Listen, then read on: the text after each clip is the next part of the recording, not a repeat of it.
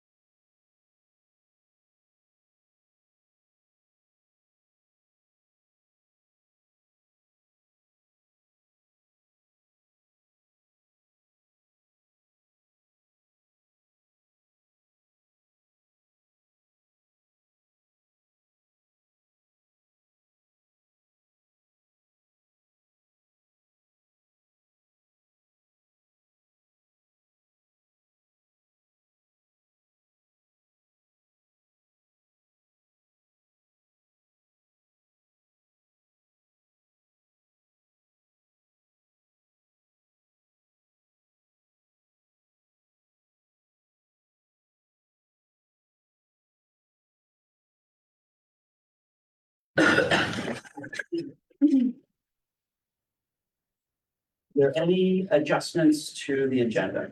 No adjustments this evening. That will move into public comment. And first, I have a statement to read. Members of the public may address the school committee for up to 3 minutes. School and education matters. Public comments shall be directed to the school committee and be brief and not repetitive. The school committee's practice is not to respond or debate with speakers during the public comment period. We are here to listen. The superintendent or her staff will follow up on comments outside of the meeting as appropriate. The committee will not permit profanity or shouting and requests that speakers be civil. Discussion of specific personnel or student matters and complaints concerning specific employees or students will not be allowed, but will be addressed through established policies and procedures. Before speaking, we encourage speakers to review school committee policy AC, which provides that the committee does not and will not discriminate nor tolerate discrimination against students or employees on the basis of membership in a protected class. Speakers who share comments contrary to this policy will not be allowed to continue. Before starting, please state your name and place of residence. Have any public comments this evening? Thank you. Thank you very much. Of course, for those of you who don't know me, I'm Dawson Nevels, ran for school committee here in Bangor last fall. Bangor high school student, still currently. And I just want to kind of bring a reminder back into everything about I like to think, that schools and education matters shouldn't be political, but the sad fact about it is they are. And as we see kind of a disgusting, hateful rhetoric coming from the federal level about what our teachers can and can't teach, I just wanted to quickly state that I hope this superintendent and this school committee will continue to foster the great care for education that we have here in Bangor, and allow a freedom to express and teach basically whichever they like, especially when it comes to history. You should teach about diversity, you should teach about racism. And I want to make sure that we're not going to let those teachers down, or, they get harmed for teaching stuff they're not supposed to. I hope we can continue to commit to making sure free teaching for our teachers still. Thank you very much. Thank you. Do you have any other public comments this evening? Okay, seeing none, we'll move to superintendent's proposals and updates. Superintendent Robinson. At this point, we're gonna look at our informational items, and our Director of Community Outreach and Safety, Ray Finney, along with our students, Kaylin, Peyton, and Charlotte, are going to do a presentation to the committee focused on our early release days. And they'll talk a little bit more about this, but we do have our calendar to look at later on in our agenda. So we've been kind of preemptive to develop a plan, a proposal that we're still working out the details of. But this idea is to support supervision for some of our elementary children with the potential of these early release days next year. So that's what they're going to be talking about. They've done a lot of work. So thank you in advance for all of the planning and preparation that you have put into this presentation.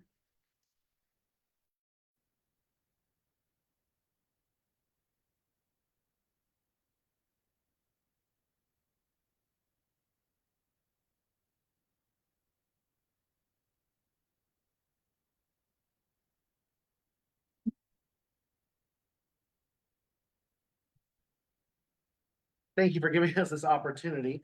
It's my pleasure tonight to actually also provide you with a small brief update about mentoring in the Bangor School Department. So at the beginning of this year, I started working with 3 National Honor Society students as mentoring interns.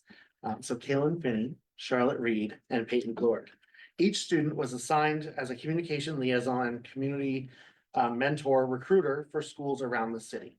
The students work with me and principals to help promote and fill specific needs at those schools. We created mentoring totes and delivered them to schools. The totes contain supplies to help with mentoring activities that could happen during or after the school day. Items inside those totes include games, crafts, and supplies, and each tote has wheels so that it's easily movable around the school. Currently, there are 261 peer mentors active in the Bangor School Department as of today. A quick list of areas that those mentors are involved in are the BHS multi-learning classrooms. They're doing social norming with project transition classrooms, involved in Special Olympics, Best Buddies, reading programs at Fruit Street. There are 42 students from Bangor High School actually doing mentoring at Fruit Street. Vine Street has 10 students from James F. Dowdy's doing reading programs, and there are 10 students from Cohen School at Abe Lincoln. They helped out with the Fruit Street Fall Festival, the Downey's Trunk or Treating Program, the Bangor High School Trunk or Treating, Vine Street and Downey's 21st Century programs. Currently, Fairmount School actually has a mentoring activity every morning for students before this day starts. Fairmount also has an after-school peer mentoring program. Dowdy has a lunch server program, which has hosted yourselves and 10 other community groups so far this year. Mary Snow students led a craft and reading activity at Fruit Street. These those activities. The UMaine women's basketball team came to Abe Lincoln to do a reading program with pre-K and an activity. We've also helped out with gardening clubs, chess clubs, and music makers clubs across the city. We're proud to actually announce that after school break, which ends next week, Huston education students will be starting tutoring and RTI programs with students at Bangor High School. These college students will actually go through training to know exactly what they will be doing with students, but they will be working with students in short periods of time to help them get caught up on their work that they may be behind in. Also after break, Mary Snow Language Club will start back up like it has the past 2 years. Students this year will teach other students in the Bangor School Department French, Spanish, Chinese, American Sign Language, Arabic, and Portuguese. And now the mentors would actually like to present to you their proposal that they have created for your pleasure. Feeling this first.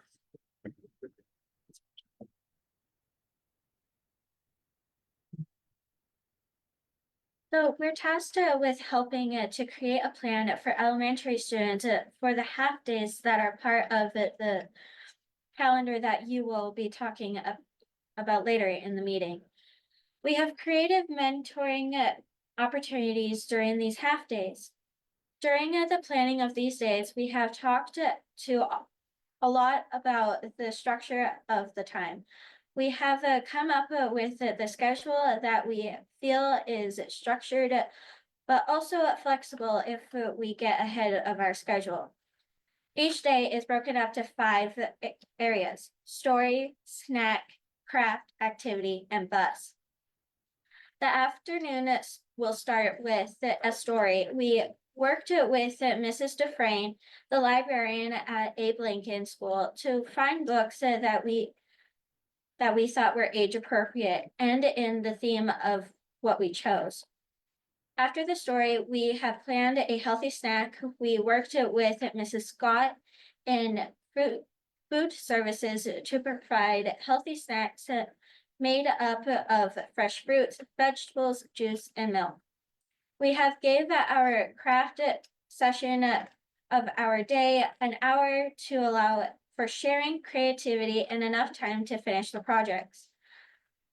Crafts is allowed, followed by a physical activity so that as the students finish their, as students finish their crafts, they can get some exercise while everyone else is finishing up their craft. The day ends with cleanup and everybody getting ready for the bus. Charlotte?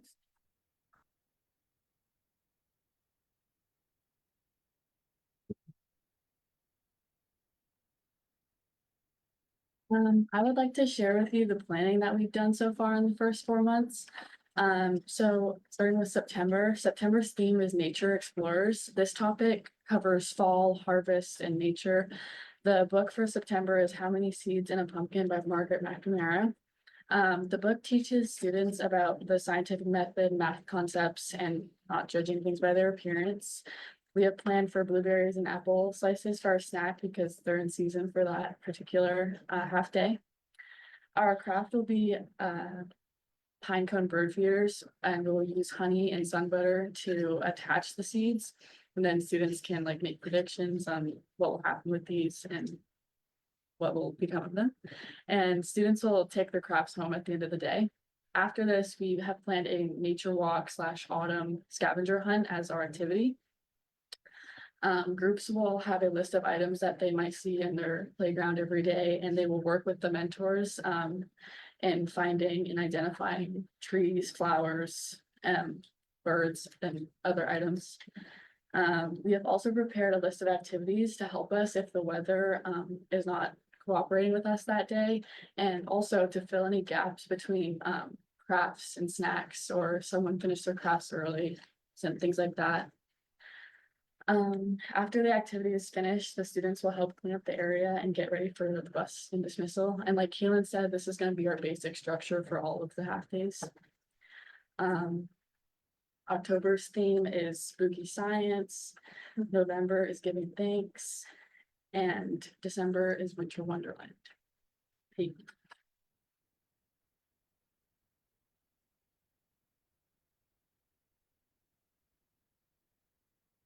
We are continuing our work, but have chosen themes for the next months as well.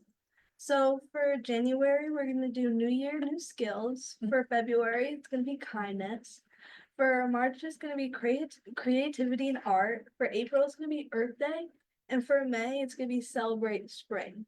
From now until June, we'll be working to create a binder with lesson plans for each school with detailed instructions on each book and activity.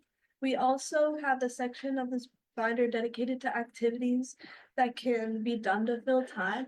Some examples of these activities for 4th and 5th graders would be Foursquare, red light, green light, and then maybe playing basketball around the gym. And then some activities for the pre-K through 3rd graders would be Simon Says, freeze dance, freeze tag, and also red light, green light as well. We feel that we can serve 30 students from each school with our proposal. We will work with Mr. Finney and principals to create sign-up sheets and advertise our activities to families from those schools. We feel that we'll need 10 mentors for each school to be successful, most likely 7 high schoolers and 3 middle schoolers. At the beginning of next year, we'll start recruiting our mentors at high schools, targeting clubs and organizations with service requirements. We plan to ask middle school principals for recommendations of students to help us as well. We would also like to work with parent gardening groups for April and May, as we would like to have students plant seeds as activities. Thank you. Do you have any questions for me or any of the students? Member Sparks? Thanks. I just want to say thank you. Great presentation. I appreciate the effort. I love the themes for each month. This definitely helps answer some questions I have that maybe will come later when we discuss the calendar a bit about what to do with the students during that time. And as the parent of 3 kids from pre-K to grade 5, your days seem overstuffed a little bit in a good way, and that you just can't get that much done, but I love the ideas and the ambition, and the more mentors you have, the better, I think, and if this rolls out as you're intending, I think it'll be a great, successful, happy thing for the students and mentors alike. Good job. Right? Thank you. I also wanted to echo, Member Sprague, you did a fantastic job on your presentation. It's scary at that podium. So, you all did a fantastic job speaking and sharing so much information. It's clear you put so much work into it. Also, as similar age children to Member, Sprague can confirm Foursquare, red light, green light, very popular choice. Thank you very much for your work. I do have a question for you, Mr. Finney, about the reading programs that are currently happening at Vine Fruit and Aid. How is that working with in relation to other schools' reading programs? Is it on a cycle where all the schools receive the mentors for reading? Is that just happening now? What's that process look like? So we work one-on-one with the principals for what the needs are at their schools. Sure. The Fruit Street reading program has actually been an ongoing program that it started last year and has continued this year. Great. They actually work individually with teachers to find students who have needs and work individually with those students. There's multiple ways that they do it, and the teachers are actually the ones who direct the mentors on what they may need. There is a teacher here at the high school, Mrs. Gordon, who works with the students to give them a little bit of introduction on what types of exercise they may encounter, some ways to help with phonics, how to teach students to sound different sounds, those types of things. So there's a little bit of prep before they go into the schools. The programs at Vine and Abe Lincoln are actually run by those schools as well. So Mr. Mooring might be able to answer questions about the program, and Principal Sweat might be able to talk a little bit more about their program. The program for Abe Lincoln is actually run by Miss Martin, and it's part of the Barbara Bush Reading Foundation. So she actually follows their curriculum for Abe Lincoln. I can't speak to how Miss Sweat picks her kids, but I know that we have kids who they basically come and meet with me. Or they meet with a supervising teacher about why they want to be part of the mentoring program. It's gone very well this year. We actually extended it an extra quarter beyond what we did last year, so it's going great. It is going great. Our students at Vine Street sign up for it as part of our 21st century grant programming. So they sign up for that after school activity with the mentoring, and it's worked out really well. It was so successful that, as Principal Mooring said, we've extended it for another quarter. So we're enjoying it. Great, thank you. Thanks so much for those additional details. I really appreciate it. Thank you, guys. Does anybody else? I just have a few questions. Mhm. First, I want to thank the students, all the hard work and excellent presentation. I just had a few questions about logistics. So did I hear one of the students say that about 30 students, would this be 30 students total across all of the K-5 schools, or 30 students per school? 30 students per school. Yeah. So in total, it would actually be 210 students per day. There are 7 schools that we're looking to offer this program at. So is it safe to say that there will be a lot of kids, families who want their kids to be able to do this will be turned away? That is possible, but I think what we'd like to do is start with 30 for September to see what that need is, and then recruit more students. Because the first half day on the schedule is scheduled for the 3rd week of school, it was one of those realistic things of how many people could we get to actually help us out within that 3 weeks, train them, make sure that they were ready to offer the program. We can ramp up for October if we need to. Yeah, I'm thinking about a school like Fruit Street with, I think, what, 3D20? And I just wonder if a lot of families are gonna want to try to take advantage of something like this and aren't gonna be able to. Absolutely. So when we had the mentors help out with Fruit Street during their fall festival, we actually needed 35 students to be able to run that one program. So all the teachers in the buildings, I assume, will be doing professional development while this program is going on. Is there, who's somebody, a teacher or an administrator, who's going to be available in the case of something that something goes wrong. Absolutely. So there will be people in the buildings, but we've also talked about the possibility of having some ed techs help out. Those days are available. They're not necessary, if they are not working, they wouldn't get paid. So this could be an opportunity to extend their day for them to allow some pay. But those are some conversations that we plan on having, I do believe, at the next, or not the next, but one of the academic council meetings. Yeah, so this is all, it is still preliminary, with this proposal and, the principals are aware of the plan and they have been meeting and discussing some of the logistics too, so we just haven't come together yet to bridge all of those questions and finalize the details. Thank you. Member O'Carroll. Thank you. I just wanted to reiterate again, excellent presentation. And thank you put into it. As similarly as children, as Member Sprague and Member Bryden. I think it is jam-packed as it should be, because things, you move a lot of moving parts in order to make sure that they're well entertained. When I saw the half days on the calendar, my first thought was, the parents who won't have supervision during that time, they'll have to scramble in order to find some childcare unexpectedly. So I'm glad to see that this is an option.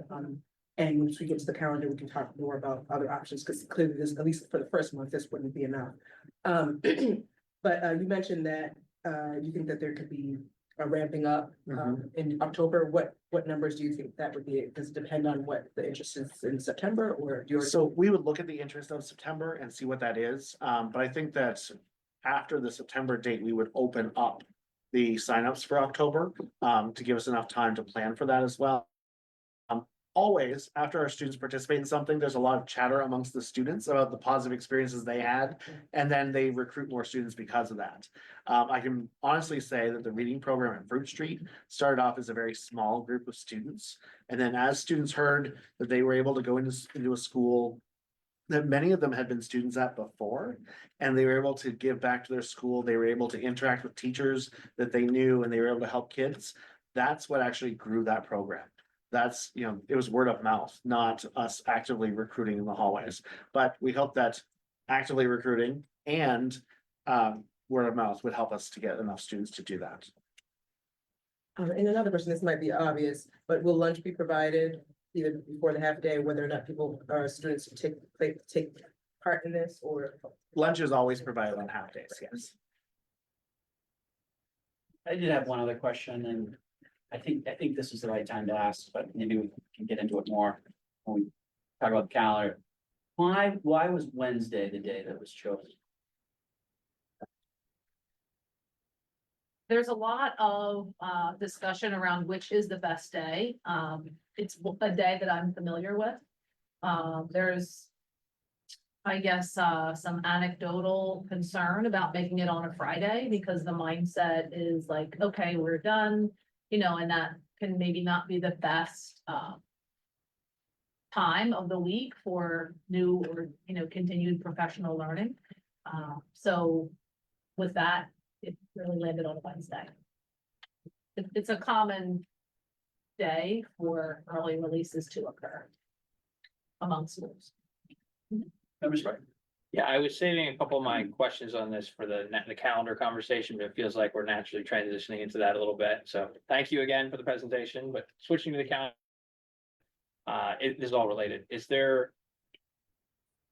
it dependent on having enough volunteers to watch the kids who are staying at school? Because having this many in-service days for the teachers and not having the kids in class is going to be potentially very disruptive to parents who are depending on their kids being in school all day. So I like the idea here a lot of having options for the kids that are staying at school, but are we gonna have that staffed, whether it's through volunteers, mentors, other people? Because otherwise I'd have some hesitancy about the disruption to family work, families who are dual working households or single parents who are working. If there's gonna be like one day a month where the kids are gonna be getting out early. We're definitely feeling confident that this program will work. We haven't had discussions beyond that in terms of staffing it. Because again, the idea behind the early release is to provide time for professional learning for the staff. And I completely hear the concerns, and I know this is a big shift for the calendar. This is the other reason why we are trying to promote and communicate this well in advance. Being February, this doesn't start until September, so my thought process is also looking at potential community partners and diving into that a little bit more. I haven't done that yet, but certainly that's part of the process.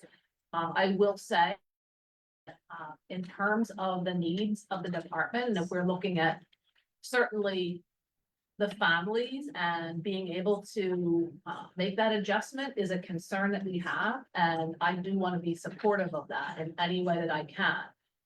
Also, feeling as though with changes that are happening, increased student needs, we're looking at a new math curriculum. It really is necessary for us to allocate the time and the space for continuous learning within the department. So right now, there is a limited time, and that doesn't really provide the best working conditions sometimes for staff when things are rushed and they don't have the time they need to really learn and hone their skills to be able to bring their best to the students. So, and again, globally, I think I mentioned this before, but if you look at high performing excellent education systems globally, what you'll find is that the professional learning minutes far exceed that in the United States. So this is a small effort towards increasing that so that we can hopefully see the translation through continued professional learning, improved instructional practice, keeping up to date with best practices, and then ultimately that trickling down to students. So that's the rationale behind it, but I hear your concerns with that. Yeah. I appreciate the rationale and I'm supportive of that. I just want to make sure we have a plan for really any kid who needs a place to be from that 12 o'clock to 3 o'clock time frame. If we're going to roll this out, I think we have to be absolutely sure. And this is all anecdotal, but some parents in my age cohort who have kids at school districts that have a lot of early release days. Again, very anecdotal, they're just very resentful of the school department for disrupting their work week because they're dependent on those kids being in school 9 to 3. And when they're out at 12, it takes away a whole half day really of the work day for those parents. So we have to have time. Yeah. And I appreciate the lead time on this to give people that time to start thinking. Sure. Yeah. Superintendent. Yeah, so I do have an update for each of you. I have a printed copy that I handed out. I also just wanted to add a piece that was not on my update, but monthly, I have a meeting, Dr. Harris Medberg and I meet monthly with the BEA. And part of that, we have incorporated the positive happenings at the school. So I just have an additional piece to hand out to everyone that we just received earlier today. And I thought, we have the newsletters, we have updates, but it's always great to be able to see additional pieces about the positive happenings that are occurring around the department.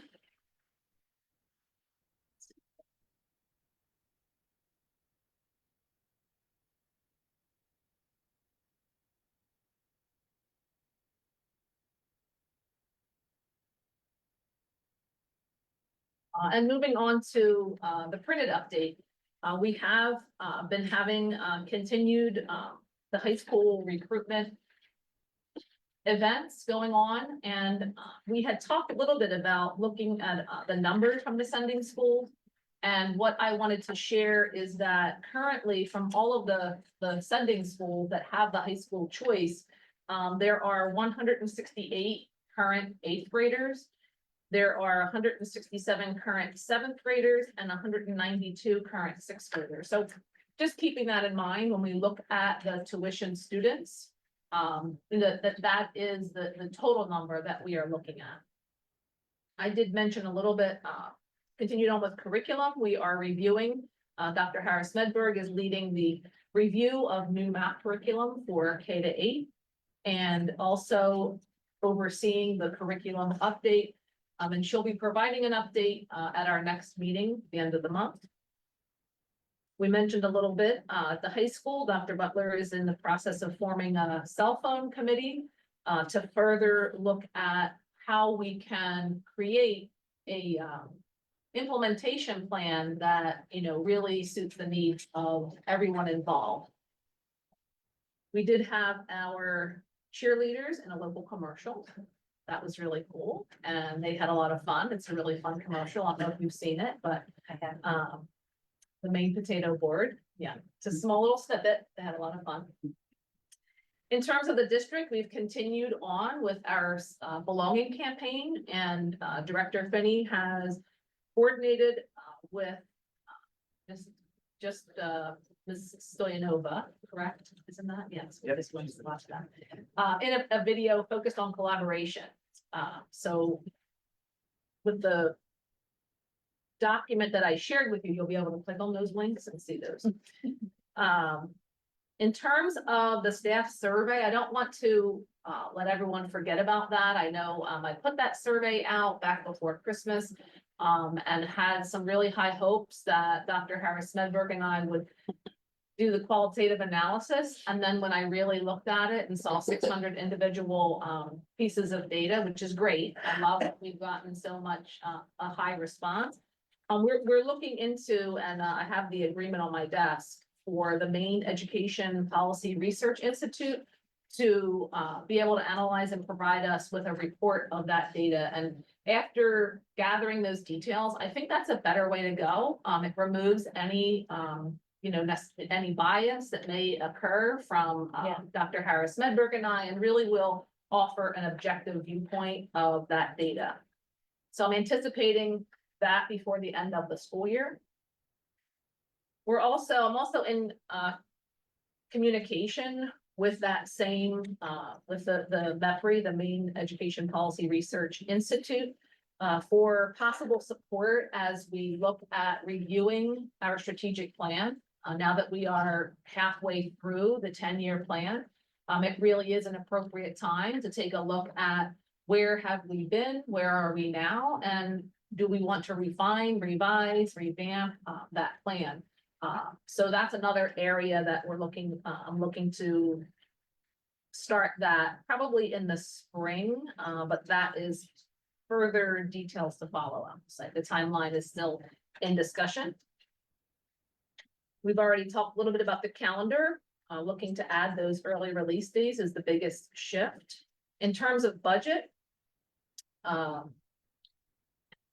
Director Heyman and I have been working very closely to meet with all of our staff members who oversee a budget to really gather those needs and wants, and then come up with and compile everything. So we are in the stages of compiling right now. And we were able to meet with the city manager this past week to get some preliminary conversations going.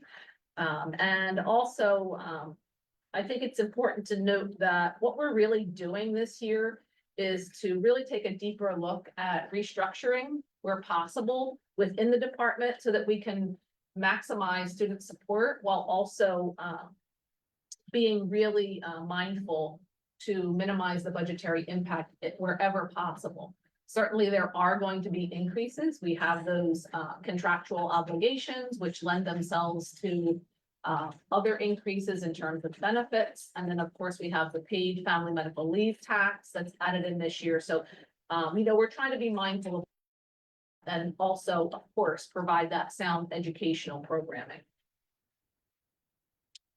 In terms of the department, we're beginning discussions around how we can enhance our professional learning and practices to support more inclusive classrooms. I think at a previous meeting, I mentioned that Maine is noted for being restrictive in some cases for special services nationwide. So we are looking at kind of a special ed audit, I would call it. I've been working closely with Director Babin to identify areas, is it possible to create a more inclusive environment? What does that looking like and how can we possibly make shifts to ensure that that's happening at its highest level as it needs to? I was able to share the Measure What Matters report that came out. They've titled that The Expanding View of Educational Excellence in Maine. And I watched a preliminary webinar the other evening, and they, titled it that. I don't know if you have a chance to look at it. We'll be digging into it a little bit further, but it really, they chose that title because that is the theme of the data they collected throughout the state. So I'm hoping that that will be a contributing document as we take a closer look at our strategic plan and identify what items we feel are important to incorporate into our plan.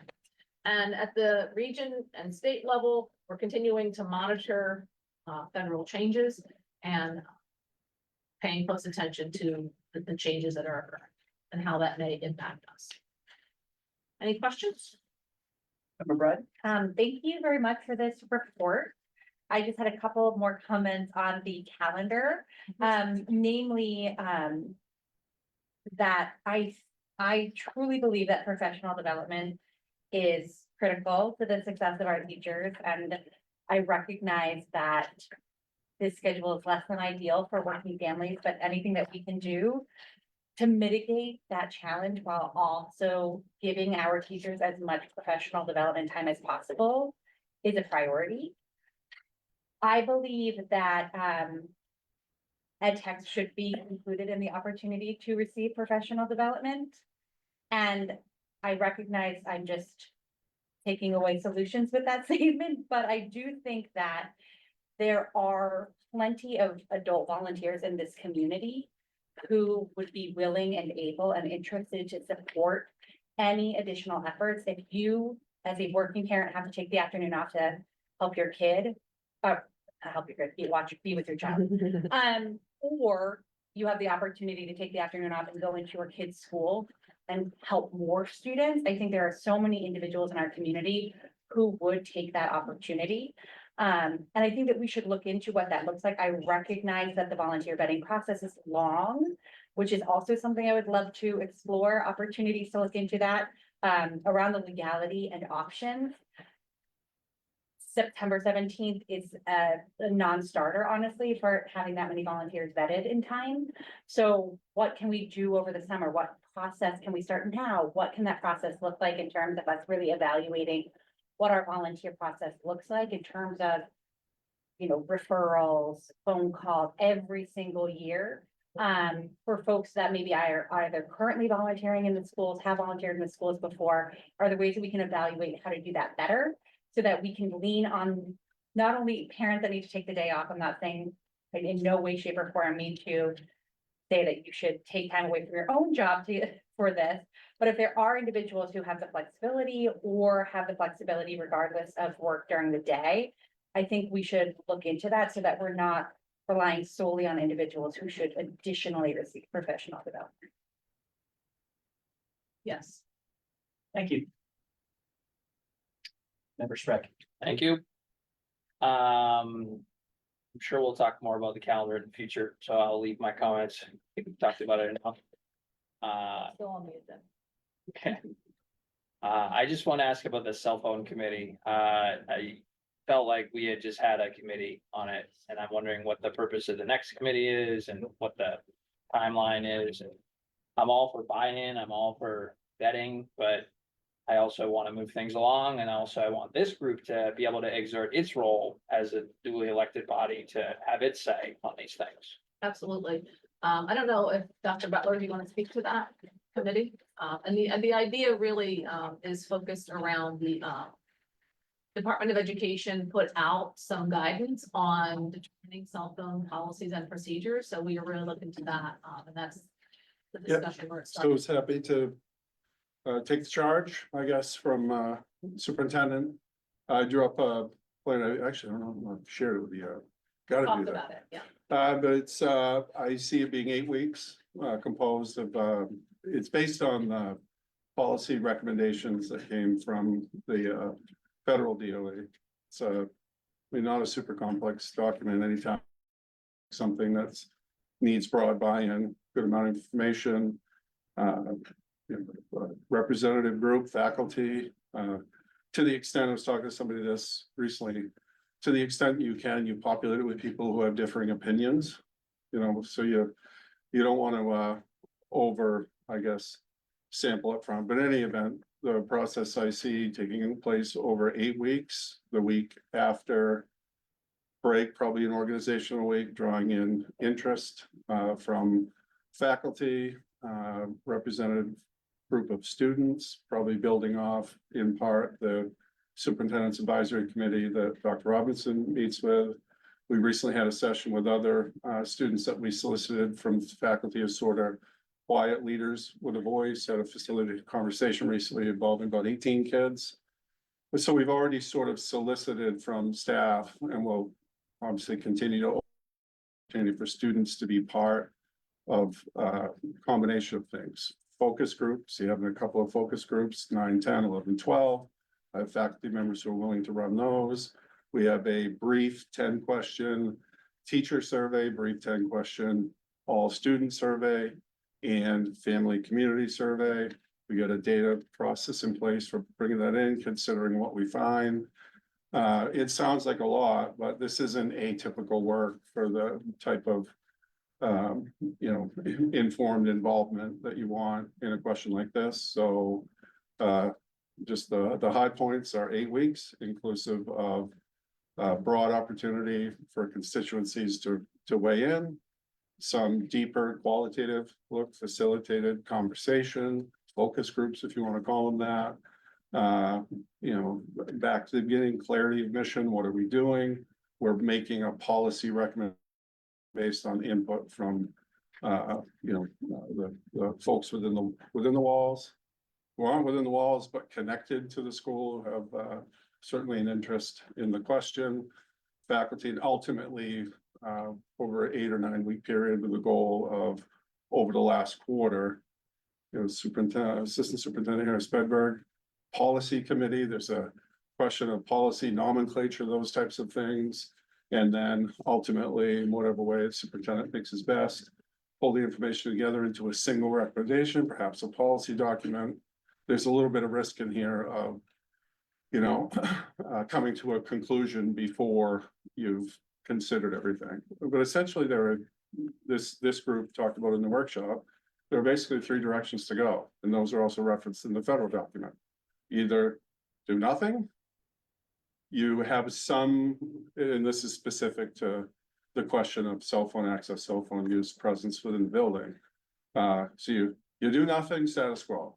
You make some changes to limit in some fashion, whether it be in classroom, you talk about some of them.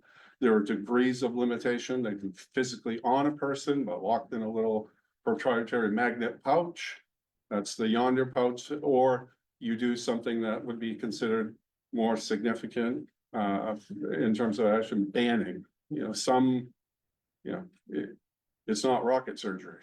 You're heading to one of those 3 things, and I think there's value in having kids and teachers' concerns heard.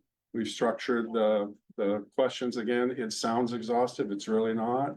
Quick opportunity. We're soliciting your input through survey, opportunity to participate in person and add to the discussion, and then certainly ultimately come to this body with policy recommendations, the policy adopting committee. So we got a plan. I promise to share it with the superintendent tomorrow, but it's been waiting to go. So sometime a little bit after we return from break, start the conversation now.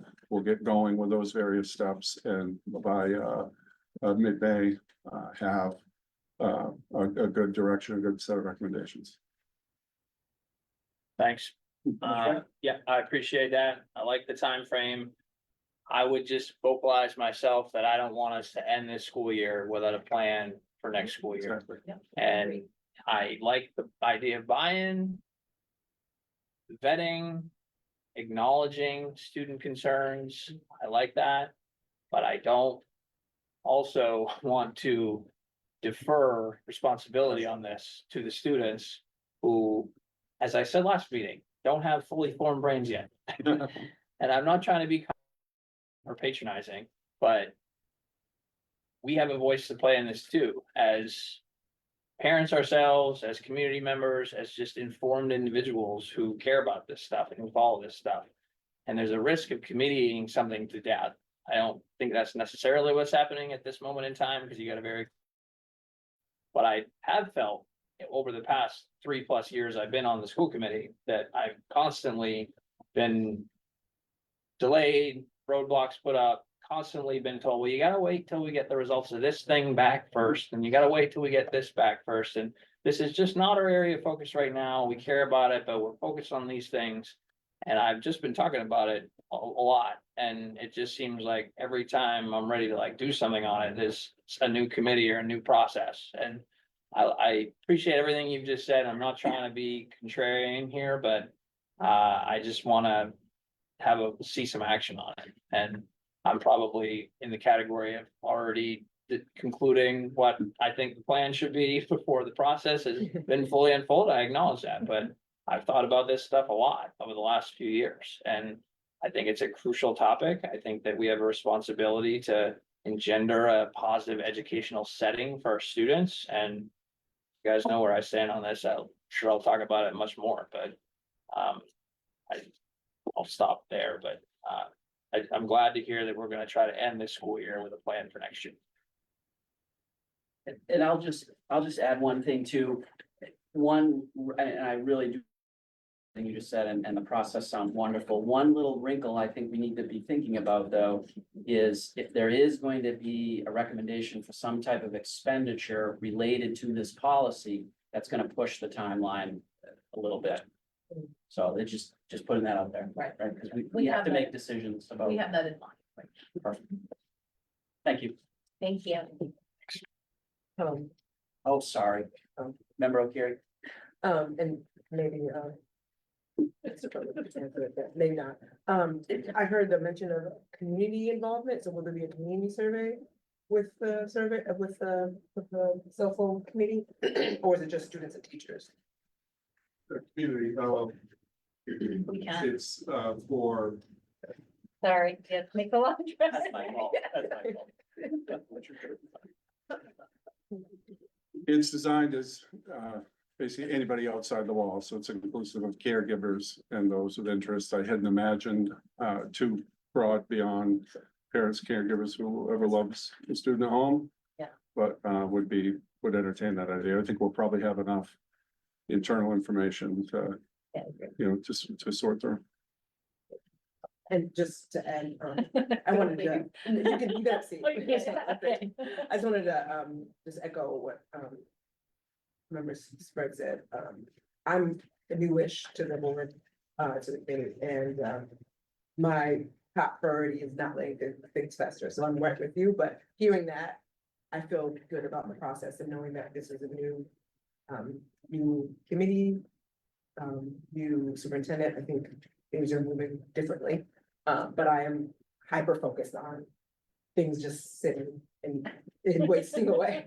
So I'm right there with you, and I don't think this is gonna happen. And I appreciate the process, and I'm looking forward to hearing more about the process.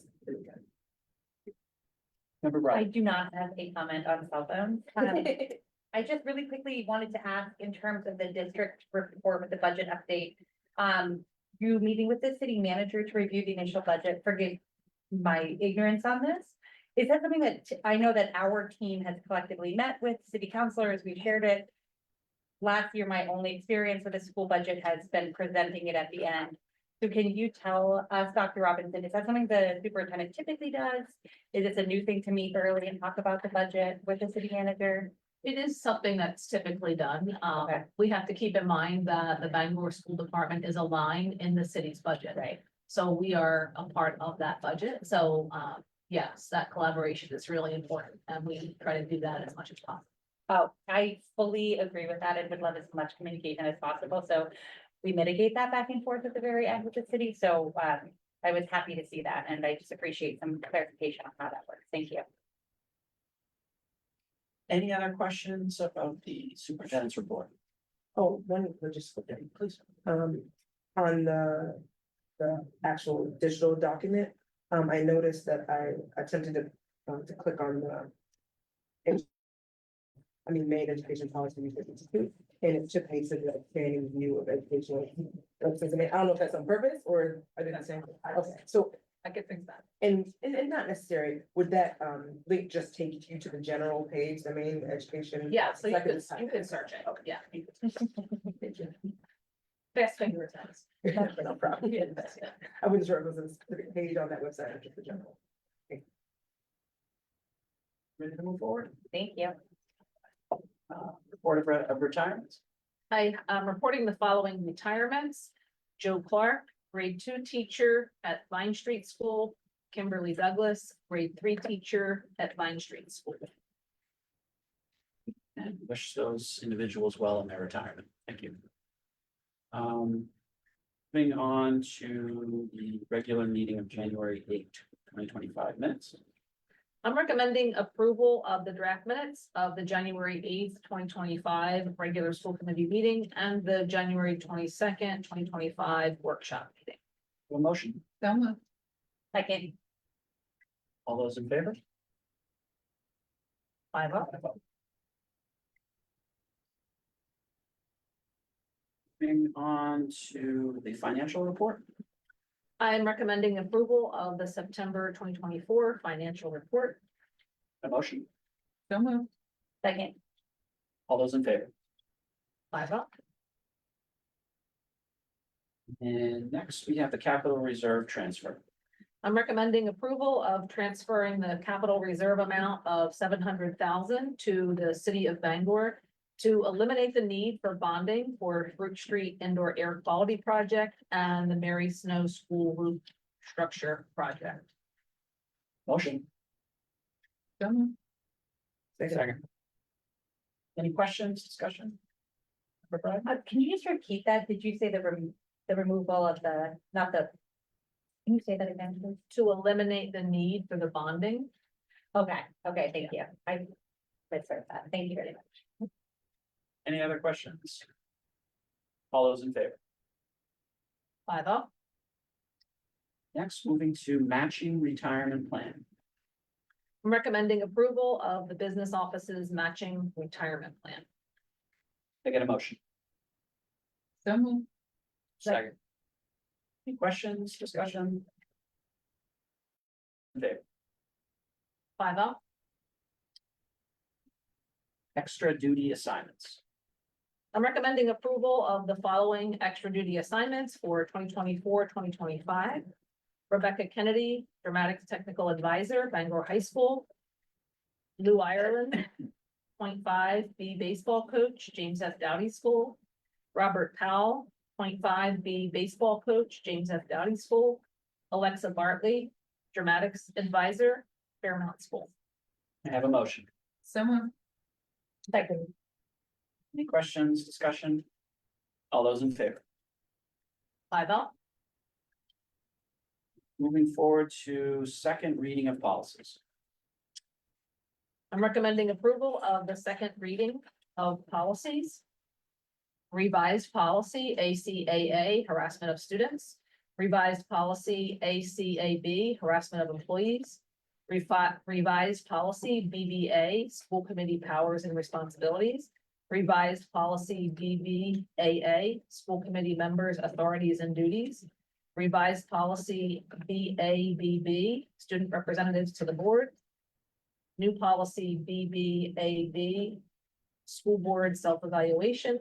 And revised policy GCA 31, technology director. I have a motion. Second. Any questions or discussion?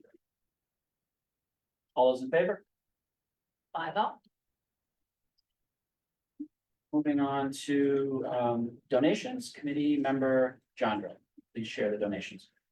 All right, to James F. Dowdy School from the DMT Fund in memory of Daniel Thompson, a cash donation to support students having a total dollar value of $200. To William S. Cohen School from Art and Beth Cotrades, a cash donation to support students having a total dollar value of $250. To Vine Street School from Shaw's Supermarkets, picture books having a total dollar value of $180. To Fruit Street School from the Family Dollar on State Street, hats, gloves, crayons, to support students having a total dollar value of $150. To Fruit Street School from AARP Penobscot Chapter, school supplies for students having a total dollar value of $200. To Abraham Lincoln School from Donald Sawyer, a cash donation to Abraham Lincoln Garden Fund in memory of Derek Sawyer, having a total dollar value of $400. And to Abraham Lincoln School from Aaron Nichols, a cash donation to the Abraham Lincoln Garden Fund in memory of Derek Sawyer, having a total dollar value of $100. Do I have a motion to accept these donations? So moved. Second. Any questions, discussion? All those in favor? 5-0. With thanks. And next we have recommending first reading of new and revised policy, Superintendent Robinson. I'm recommending the first reading of new and revised policies. Revised policy AC, non-discrimination, equal opportunity and affirmative action. Revised policy BCA, code of ethics. Revised policy BDA, organizational meeting. Revised policy BCD, committee member conflict of interest. Revised policy BDD, school committee superintendent relationship. And revised policy ICA, Bangor School Department, school calendar 2025-2026. Get a mo- we don't. We do. Could I have a motion, please? So moved. Questions, discussion? About the calendar again. Bring it, bring it. Next time. Second reading. No question? Still a second reading. Discussion? All those in favor? 5-0. All right, moving on to committee updates. Before we do the updates, any comments or questions from committee members? Member Sprague. Thank you. And I would say, good job leading the meeting tonight. Yeah, nice to have you. At the risk of beating this topic to death tonight, I have a gift for each of you, which is this book. It's called The Anxious Generation. And it's about a lot of the things we've talked about, how anxiety, depression really spiked almost exactly when everybody started carrying one of these around in their pocket. And I know there are other reasons why people experience anxiety, mental health issues, and depression. There's many reasons. Family dynamics, financial stresses, the state of the world. But it all correlates pretty strongly with when cell phone use and screen addiction became so ubiquitous. I won't beat on that dead horse anymore tonight, other than to add that one of the things I really enjoyed reading in this book is he talks about the culture of play and the culture of creativity and how that's changing for a lot of young people. Creativity really fires the strongest when your brain is at rest and your other areas of your brain have a chance to, those synapses fire. But young people today, and all of us, are so bombarded with the steady onslaught of stimulation that it's preventing us from accessing the part of our brain that promotes free thinking and creativity and just being able to play, especially for a kid. So I wanted to give you all this copy. If you've read it before, please just share it with somebody, your building principal, a guidance counselor, the library, because it really stuck with me. I see this as the big health issue of our time. And I learned a lot by reading this. And as a parent of young kids now, it scares me, the world they're growing up into. And I'm not like an old man shaking his fist at clouds, although I probably sound like that. It's just the world has changed, and you learn so much from play, creativity, and being bored.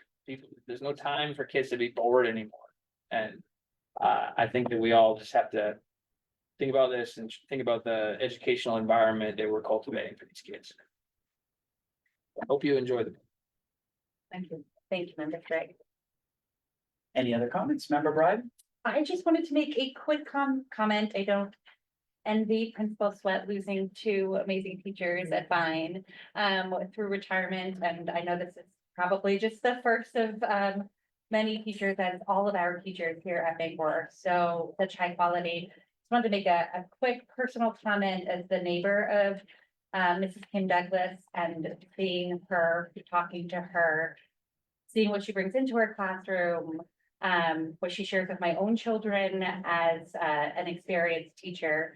I recognize how much she has given to her career, and she will be greatly missed. And I can't speak to her. I know of her impact at Vine, but just her presence as an educator holistically means a lot. And so I appreciate both of the individuals at Vine, Mrs. Clark and Mrs. Douglas, for their service to our education. So thank you. Anybody else? Member O'Carroll? I just wanted to publicly thank Member Spread for this book. I have read it and I plan on sharing it. It's a very powerful book, and it's made me look deeply at how I'm raising my children, and I talk about it a lot with pretty much anybody. Holding the book and just referencing it. So thank you for sharing it, and I plan on passing it on. Who else? Don't believe we have any committee appointments tonight, so moving on to representatives' reports. Have any representative reports tonight? I'm happy to speak. On the 15th? Oh, yeah, sure. Okay, yeah, please. You can do UTC. I was just saying something about DIB. Yeah, I'll do this. Yeah. One of you do it. Fine. Go ahead. TC is fine. UTC is first. Okay, I will do first. Thank you. On December 14th, 4 business leadership students from UTC presented at the Educate Maine Symposium after participating in a pilot program with SCORE of Maine and SCORE's of Future Business Leaders organization. The students refined their small business plans under professional mentorship and overcame public speaking nerves to deliver impressive final presentations. UTC students in the video and audio production program piloted a new initiative this year, taking Husson University courses as part of their UTC experience. They completed the same curriculum as Husson's college students, earned college credits, and even participated in the Husson Art Walk in the fall semester. Medical assistant students recently visited Northern Light Health to participate in various community service projects. They stocked the food cupboard, created holiday cards for long-term residents, assembled gifts for hospitalized patients, and hosted a cocoa bar for staff. It's excellent. And just a couple of facility updates. There was a new air compressor installed, a heating system upgrade, and a technology upgrade recently. Thank you. Yes. I just wanted to add that I saw UTC on the news, the local news today, promoting the small business of the athletic apparel. So I was very proud to see that. And the students did a great job. Darlings also had a commercial with UTC students in their EV that Darlings donated to the school, so students are now prepared to know how to work on an electric vehicle, which is super impressive. And I just want to update you on the bond issue that was passed and the money that was shared. It will be received on May 22nd and does need to be allocated, have a plan of where that's going to go, returned by June 30th. So obviously that plan is in the works and expended by June 2026. So they already have really extensive plans, which is very exciting for what new opportunities are going to come with the school. And we also got an update on the Bridge Academy as a part of UTC. I would love for us to add that to a workshop discussion in the future of how Bangor is working with Bridge, what that looks like, how we can expand that, to learn a little bit about the history of it. Thank you. DEIB? Yeah. Okay. I just wanted to give a quick update that the DEIB, obviously internal and external committees met most recently. We had a meeting on Wednesday. Obviously, everyone really came together to support statements, sharing, how we as a school district will be moving forward in a place of providing resources and directing people in the best possible way with information that they need and feel at this time. And again, not to go in the theme of beating a dead horse, but when we received all of the updates from the TEIB committee last June and so many of those ideas, I feel like we're kind of leaving the committee at a standstill when we don't have the professional development time to implement some of those ideas that were shared, which is something that's talked about in these meetings. So I think that as we explore what the calendar is going to look like and explore how we can combine some of that work, it's just going to continually present new opportunities for our staff.